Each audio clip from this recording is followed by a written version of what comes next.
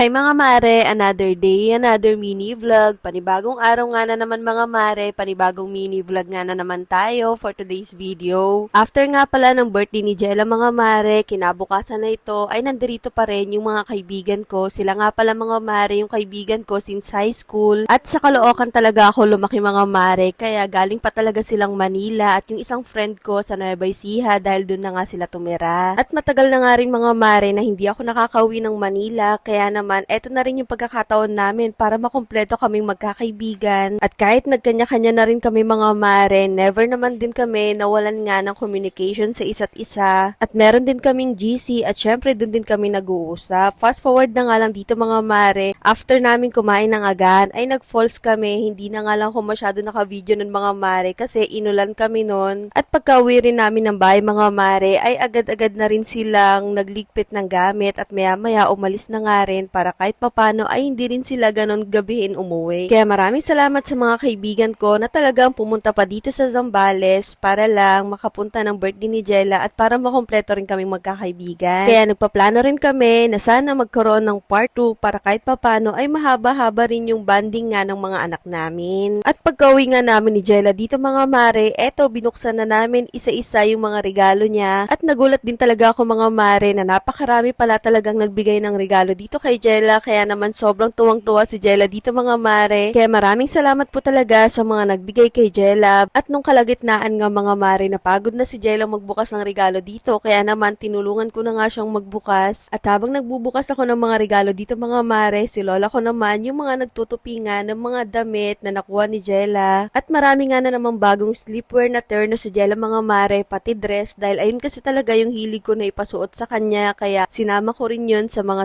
7 gift. At nagulat nga ako dito sa paper box na ito na binuksan ko mga mare kasi napakarami talaga na binigay niyang damit kay Jella. Wala ngang pangalan nito mga mare, pero nung bandang huli ay nalaman ko kung kanino galing iyon. At nagulat lang din talaga ako mga mare kasi napakaraming damit nun, tapos Shein pa yung brand, kaya nagulat talaga ako. Kaya maraming salamat po at maraming salamat po talaga sa mga nagbigay ng gift kay Jella, lalo na sa mga pumunta nung araw nga ng birthday celebration niya. At finally rin mga mare, nakaraos na rin ako dito sa 7th birthday ng anak ko. Bilang magulang, masaya ako mga mare dahil naiparanas ko yung ganto sa anak ko, dahil alam ko paglaki niya ay maaalala niya ito. Kaya walang hanggang pasasalamat sa pamilya at sa mga kaibigan namin ni Jella na pumunta nung araw nga ng celebration niya. At gusto ko na rin magpasalamat dito sa Studio 1017 dahil napakaganda nitong Sintra board na bigay nila para kay Jella. Kaya naman kung gusto nyo nga rin itong magpagawa, i-message nyo lang sila dito sa FB page. At kinabukasan, pumunta kami ni Jella sa parlor mga mare dahil eto talaga yung gusto ko nga rin sa kanya at excited na rin talaga siya mga mare na magpagupit nga na maiksi na buhok. At simula baby talaga si Jella mga mare, never ko pa talaga siya napagupitan, ngayon pa lang talaga dahil kasi kulot yung buhok ni Jella dito mga mare. Kaya sabi ko sa kanya, pagdating na lang niya ng 7 years old mga mare, ay doon ko na lang siya pagugupitan ng maiksi na buhok at bumagay naman din sa kanya. O siya, hanggang dito na lang muna mga mare. Ito